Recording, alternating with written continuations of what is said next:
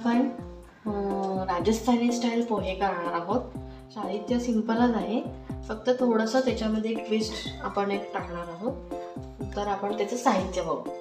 तर सर्वात प्रथम फोडणीसाठी आपल्याला लागणार आहे इथे बडीशोप। ओके, हेच ते मेन ट्विस्ट आहे, बडीशोप। त्याचप्रमाणे राई, जिरं, हळद, कढीपत्ता, मिरची, कांदा हे सगळं फोडणीसाठी।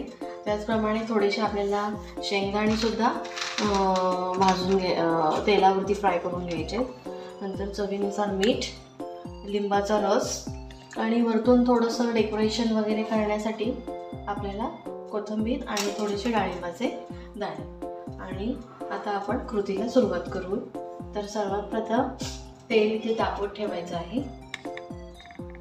तेल थोडंसं तापलं की आपल्याला त्याच्यामध्ये आपल्या आवडीनुसार जेवढे आपल्याला वाटेल तेवढे आपण शेंगदाणे घेऊ शकतो। तर मी आता इथे एक 10-12 घेतले आहेत। आपल्या आवडीनुसार आपण घेऊ शकतो। ते थोडेसे आपल्याला होऊ द्यायचे। थोडेसे झाले की आपल्याला त्याच्यामध्ये बडीशेप आणि राईची फोडणी द्यायची। शेंगदाणे तसे झालेच आहेत, थोडे फ्राय झाले की आपण त्याच्यामध्ये बडीशेप, त्याचप्रमाणे राई आणि थोडंसं जिरं। कोणाकोणाला जिरं आवडत नाही तर तुम्ही ते स्किप पण करू शकता। ते थोडीशी तडतडली की आपल्याला लगेच त्याच्यामध्ये मिरची टाकायची तेलावरती आणि कढीपत्ता। ते आपल्याला व्यवस्थित थोडंसं करून घ्यायचं। ते झालं की आपल्याला कांदाही टाकायचा आहे आणि कांदा व्यवस्थित फ्राय होऊ द्यायचा।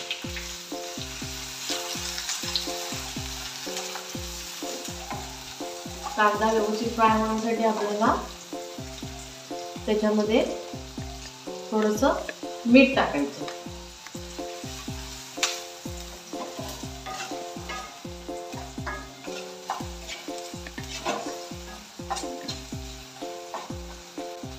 हे व्यवस्थित आपल्याला करून घ्यायचं आहे। आता इथे कांदा व्यवस्थित फ्राय झाला आहे।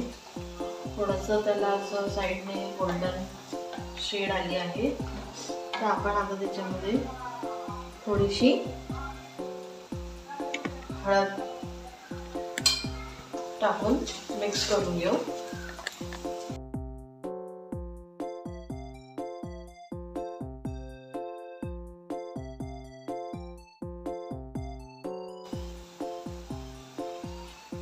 आपण याच्यामध्ये थोडीशी साखर पण टाकू शकतो। साखरने अजून त्याची चव जी आहे एनहान्स होते आणि छान फ्लेवर येतो। तर थोडीशी साखर टाकली आहे।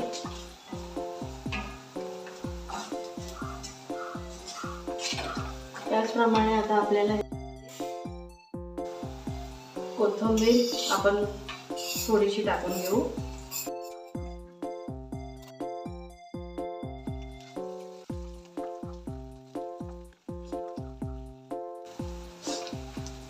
आता आपण याच्यामध्ये जो आपण पोहा धुवून ठेवला होता तो घालून घेऊ।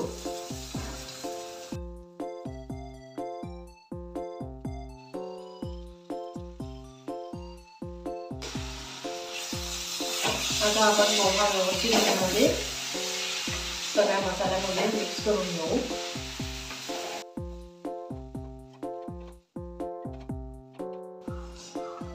पोहा व्यवस्थित याच्यामध्ये मिक्स करून झाल्यावर आपल्याला त्याच्यावरती एक झाकण ठेवून थोडंसं त्याला वाफ येऊ द्यायची आहे।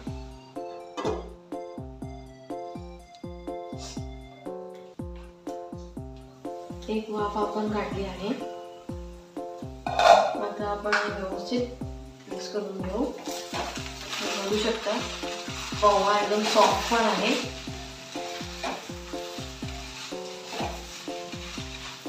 अशा प्रकारे हा पोहा राजस्थानी स्पेशल पोहा रेडी आहे.